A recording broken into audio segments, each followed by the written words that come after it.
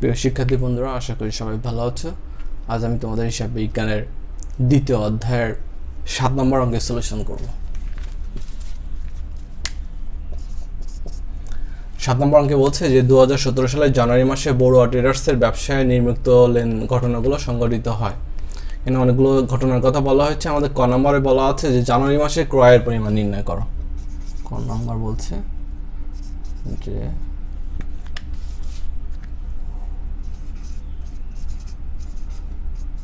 ক্রয়ের পরিমাণ নির্ণয় করা হলো।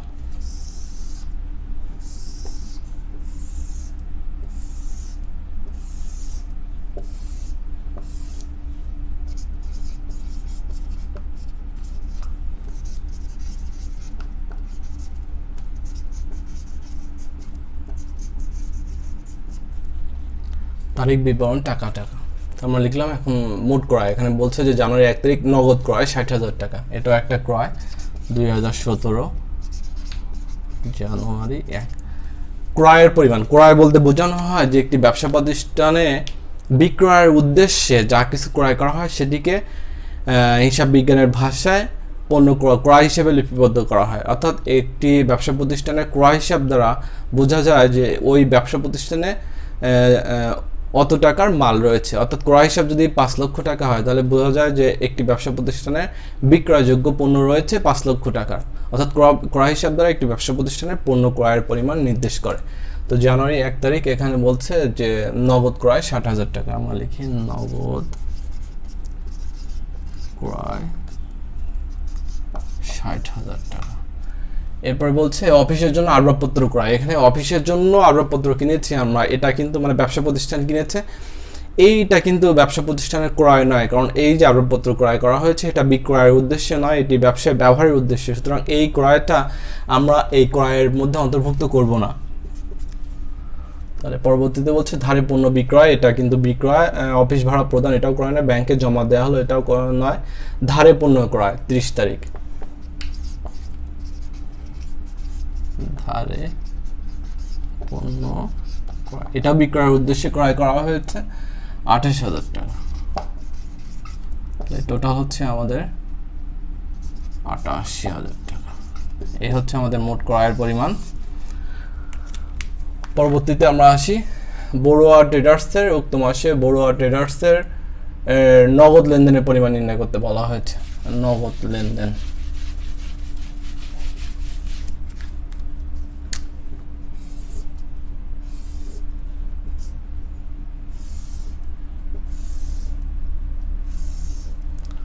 তো নগদ লেনদেন এখানে কি কি আছে, যে নগদ ক্রয়, এটা কিন্তু একটা নগদ লেনদেন 2017 জানুয়ারি 1। নগদ লেনদেন বলতে বোঝানো হয়েছে যে সমস্ত লেনদেনগুলো নগদ টাকায় সম্পন্ন হয়েছে সেই লেনদেনের মোট পরিমাণ এখানে নির্ণয় করতে বলা হয়েছে। তো আমরা আসি নগদ ক্রয় 60,000 টাকা, এটাও কিন্তু নগদ লেনদেন। নগদ ক্রয় 60,000 টাকা। এরপরে বলছে অফিসের জন্য আসবাবপত্র ক্রয়, এটাও কিন্তু নগদ লেনদেন। জানুয়ারি 12 আসবাবপত্র ক্রয়।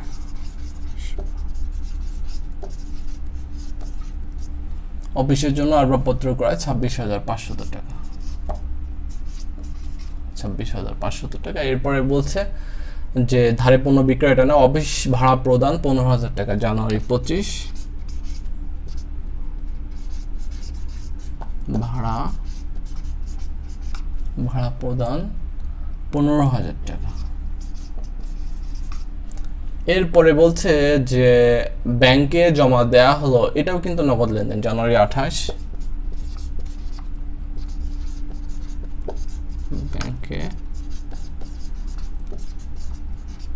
ব্যাংকে জমা দান 32,000 টাকা, 32,000। এরপরে বলছে ধারে পণ্য করা, এটাও তো নগদ লেনদেন নয়। তাহলে টোটাল আমাদের এই হচ্ছে আমাদের নগদ লেনদেনের পরিমাণ। তো এগুলো আমরা যোগ করবো এখন। 60, 90,000, 1 লক্ষ, 1,20,000, 30,000, 1,33,500 টাকা। এটাই হচ্ছে আমাদের ক্রয়ের পরিমাণ, মোট ক্রয়ের পরিমাণ। তো এরপরে সরি, এটা হচ্ছে ক্রয়ের পরিমাণ, এটা আমরা খ নাম্বার করেছি, এটা হচ্ছে আমাদের নগদ লেনদেনের পরিমাণ।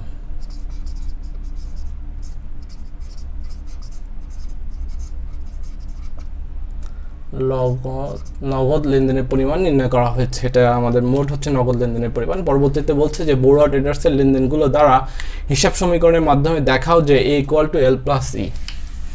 গ নম্বরে আমরা আবারও হিসাব সমীকরণ বা বিবরণী ছকে বা টেবুল ছকে হিসাব সমীকরণের প্রভাব দেখাতে বলা হয়েছে। তাহলে প্রমাণ করা হলো বা দেখানো হলো যে A = L + E।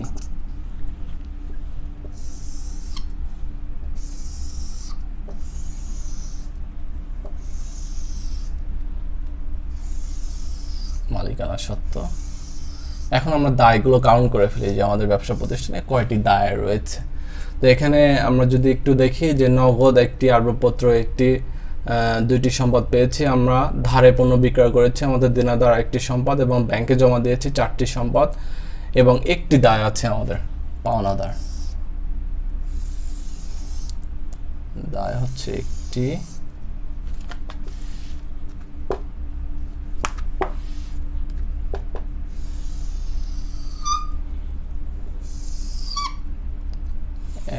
এক, দুই, তিন, চার,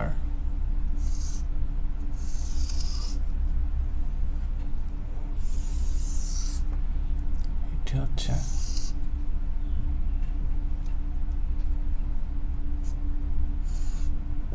তারিখ। 1 2 3 4, 4টি সম্পদ আমাদের এখানে লিখব সম্পদ, ব্র্যাকেটে লিখব A = L, এটা হচ্ছে দায় প্লাস মালিকানা সত্ত্ব,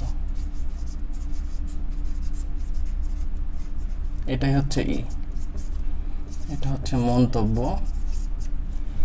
তো এখন আমরা সম্পদ পেয়েছি, একটা হচ্ছে নগদ, উপরটি হচ্ছে আসবাবপত্র,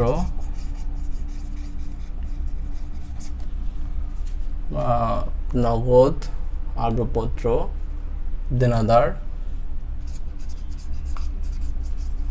অপরটি হচ্ছে ব্যাংক।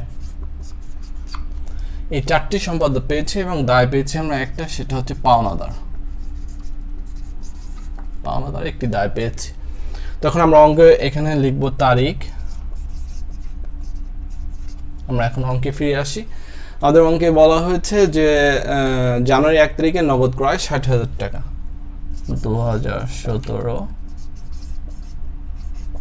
জানুয়ারি 1 নগদ ক্রয় 60,000 টাকা। আমরা নগদে ক্রয় করেছি, তাহলে আমাদের 60,000 টাকা ব্যবসা প্রতিষ্ঠান থেকে নগদ টাকা চলে গিয়েছে, এবং 60,000 টাকা আমাদের মালিকানা সত্ত্ব হ্রাস পেয়েছে। আমরা লিখব ব্যয়। আমরা ম্যাক্সিমাম অঙ্কে করেছি যে প্রথমে ব্যবসা শুরু করা হলো এত টাকা দিয়ে, মূলধন নিয়ে আসা হয়েছে, বাট এই অঙ্কে কিন্তু ওরকম কোনো মানে লেনদেন নাই যে এত টাকা দিয়ে ব্যবসা শুরু করা হলো। এবং আমরা একটা জিনিস খেয়াল করি যে প্রথমেই কিন্তু আসলে আমাদের কোনো প্লাস ফিগার নেই, প্রথমে মাইনাস ফিগার। আসলে আমাদের লেনদেন যেভাবে আছে ঠিক সেভাবেই আমাদের হিসাব সমীকরণে প্রভাব দেখাতে হবে। আসলে প্রথমে মাইনাস হচ্ছে নাকি প্রথমে প্লাস হচ্ছে এটা কিন্তু ডাজন্ট ম্যাটার। পরবর্তীতে জানুয়ারি 12 তারিখ অফিসের জন্য আসবাবপত্র ক্রয়, জানুয়ারি 12 অফিসের জন্য আসবাবপত্র কিনেছি আমরা 26,500 টাকা দিয়ে, তাহলে আমাদের নগদ টাকা হ্রাস পেয়েছে 26,500 টাকা, এবং এখান থেকে আমরা মাইনাস করে দেখাবো, এবং আসবাবপত্র 26,500 টাকা আমাদের বৃদ্ধি পেয়েছে। আমরা আসবাবপত্রের ঘরে 26,500 টাকা প্লাস দেখাবো। ধারে পণ্য বিক্রয় 1,25,000 টাকা, জানুয়ারি 23 তারিখ।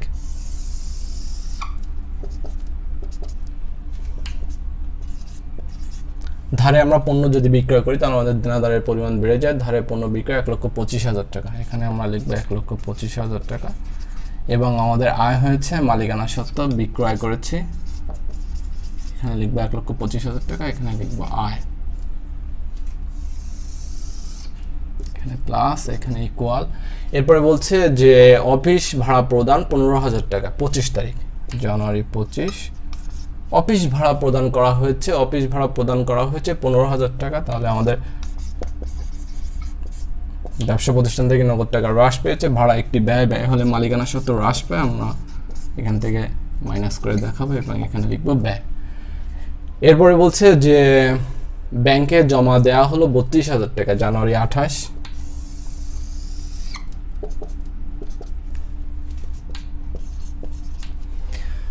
ব্যাংকে জমা দেওয়া হলো 32,000 টাকা। তো ব্যাংকে জমা দিয়েছে, আমাদের ব্যবসা প্রতিষ্ঠান থেকে টাকা নিয়ে ব্যাংকে জমা দেওয়া হয়েছে, নগদ টাকা কমছে এবং আমাদের ব্যাংক সম্পদ বৃদ্ধি পেয়েছে 32,000 টাকা।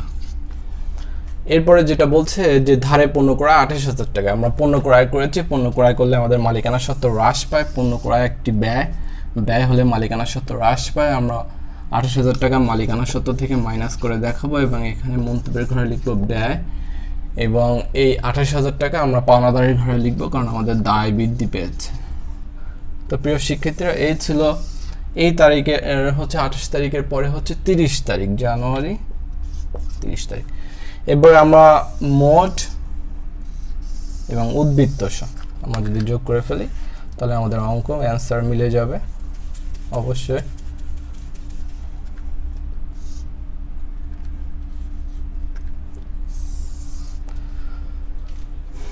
তো প্রিয় শিক্ষার্থী বন্ধুরা, এই ছিল 7 নম্বর অঙ্কের সলিউশন। আমার এই ভিডিও লেকচার যদি তোমাদের ভালো লেগে থাকে তাহলে অবশ্যই লাইক, কমেন্ট এবং শেয়ার করতে ভুলবে না। সকলকে ধন্যবাদ।